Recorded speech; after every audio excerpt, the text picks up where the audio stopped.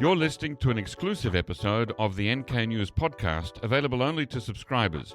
You can listen to this and other episodes from your preferred podcast player by accessing the private podcast feed. For more detailed instructions, please see the step-by-step guide on the NK News website at nknews.org/private-feed.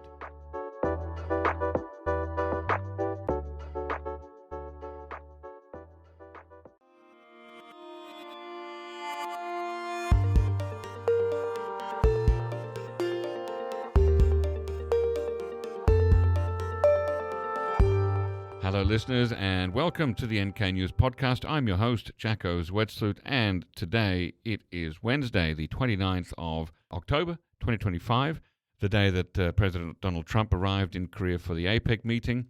But I'm not here to talk about that. I'm here to talk to a first-time guest, and that is Dr. Lonnie Edge, who's an assistant professor at the Graduate School of Interpretation and Translation at the Hankuk University of Foreign Studies, also known as HUFS or WERDE. And the longtime managing editor of North Korea Review, a leading policy-oriented journal on the DPRK. He is also the managing editor of the Journal of Territorial and Maritime Studies and an advisory board member for the Korean Literary Translation Association. His work explores how power, legitimacy, and everyday life interact on the Korean Peninsula, and he spent years curating and editing research that helps people make sense of North Korea. Okay, welcome on the show, Lonnie. Thanks, Jacko. I'm happy to be here. And today we'll be talking about some of the themes from papers that you've written on North Korea, as well as your work in editing the North Korea Review. So let's start sort of opening by setting the frame a bit. You've spent years reading and editing work on North Korea and writing your own work.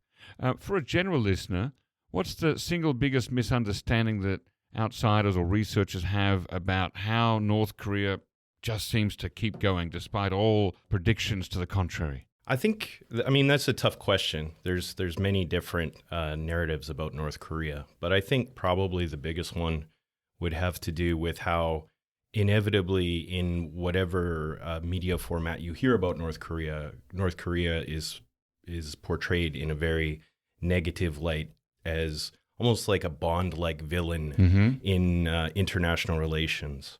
And that kind of ignores that North Korea has existed for a long time and survived many difficult situations. And it's not simply at gunpoint that they held the North Koreans there to continue to support this government. There are forms of legitimacy that tend not to be spoken of in a lot of mainstream media, or I would say even orthodox North Korea scholarship tends to ignore that fact. Good. Well, that's a good point for me to jump in and say, okay, we need to explain in plain English how we understand, or how we are to understand the word legitimacy in this context when we're talking about what keeps the state going. I remember going back 30-odd years, I studied contemporary Russian and East European politics in Australia, and that was all about, the narratives that explained why the Soviet Union collapsed, and legitimacy crisis theory was one of the major explainers for that. And what I understand is that a legitimacy can be a narrative that the government tells the people and the people tell themselves about why that government should remain and continue. But how would you explain it? Well, I think you're kind of on the right track. Definitely the government does play a role in proliferating some sort of narrative that, yes, we are legitimate and we're doing a good job and we're taking care of you. Mm-hmm. But at some point, there's a point where the rubber meets the road. And if that narrative is not backed up in facts or by some demonstrated effort to actually do something that fits the reasoning of that narrative or the messaging of that narrative, people will experience almost like a cognitive dissonance and start to view the government as not doing what they say they're doing and illegitimate. Yeah. Now, the difference with North Korea is that they have almost total control over all forms of communication and messaging within society. So they have a lot of levers they can pull in terms of legitimacy that a democratic state might not have. And for that reason, I think an outsider, when they look at North Korea, they automatically just assume bad actor, illegitimate. Before we get into North Korea, sort of what are the main ingredients in let's say, a Western liberal democracy that matters most in terms of legitimacy? Is it economic performance or having regular elections? What are the key ingredients to how Westerners would see a legitimacy? So, again, going back to what I said earlier, the key is the government messaging something and then following through with it. Mm-hmm. So when it comes to a democratic country, Mm-hmm. we expect to have, as you just said, free and fair elections at regular intervals, Mm-hmm. maybe some sort of economic performance, maybe freedom to participate in the economy, maybe not barriers to acting within the economy to make money and spend it. So as long as those things are in place, people tend to view, what the government's telling us is true, therefore they're legitimate. Now, my initial interest in legitimacy goes back to my master's thesis. I was looking into whether my master's thesis was about something completely unrelated. It was about terrorism. But my interest was whether democracy actually deters terrorism, because the Bush administration was pushing for democratic regime change in the Middle East. And my analysis showed that, yes, democratic countries tended to have less terrorism because they were viewed as legitimate. So people didn't feel the need to go to those extremes to try and change their government or coerce their government into doing what they wanted them to do. But within the analysis, I also noticed that Singapore was a very extreme outlier.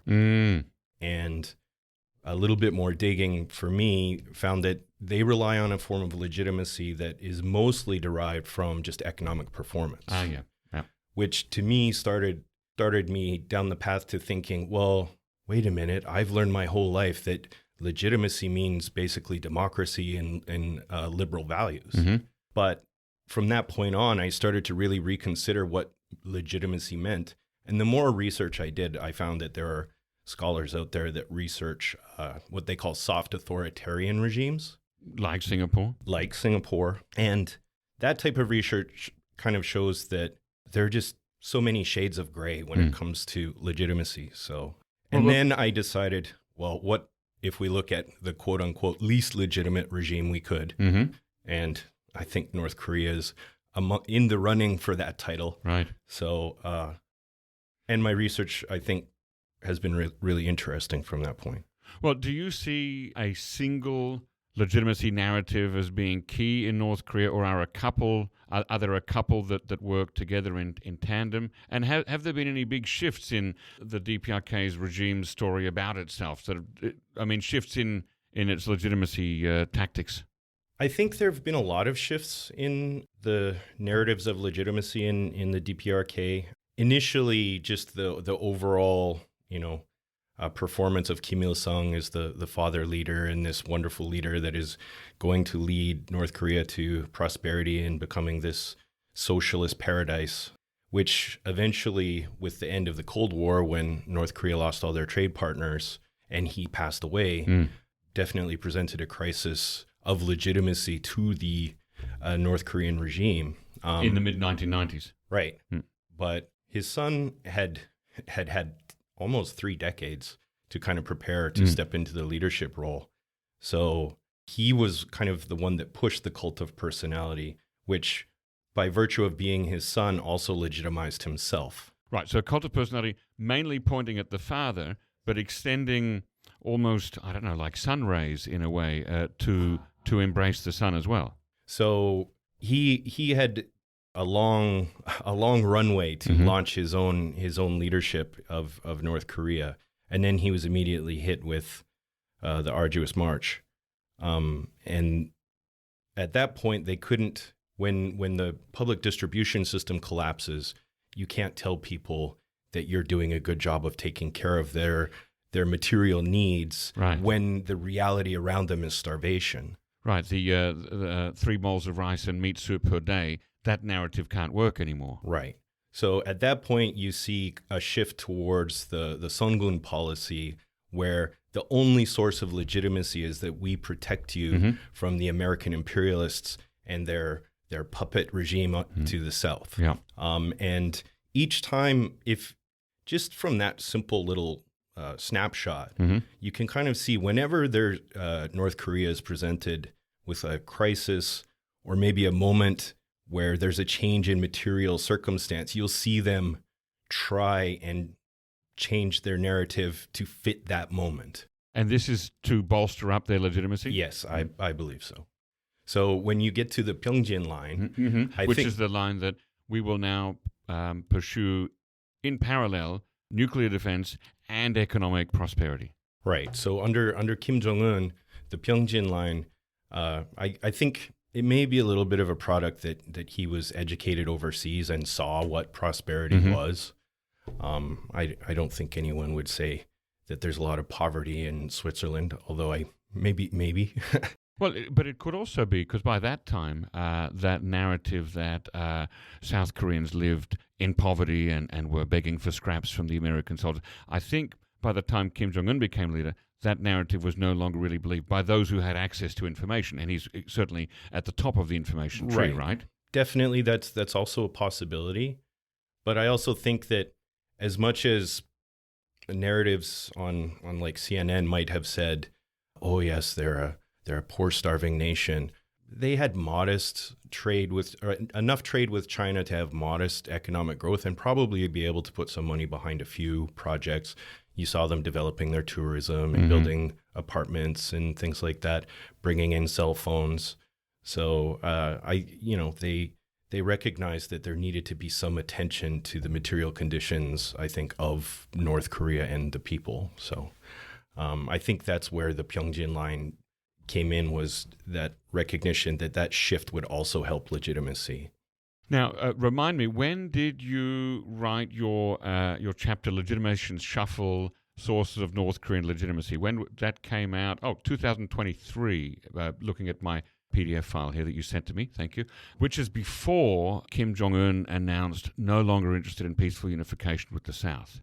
So my question to you is, where do you see the end goal of unification as fitting into that legitimacy narrative? I think, for me, it's always been part of it from Kim Il-sung's time that we will bring this nation unification through our means, and that was a legitimation strategy. How do you see that?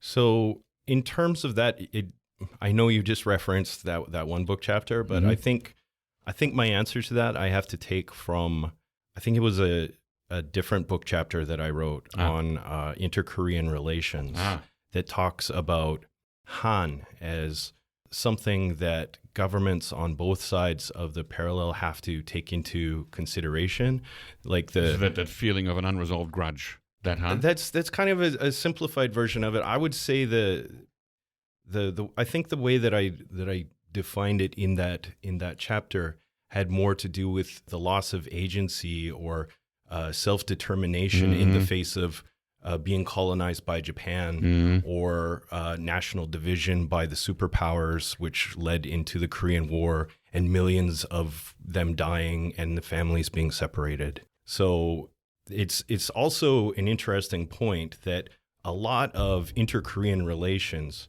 there was always a focus on the separated families issue and having reunions.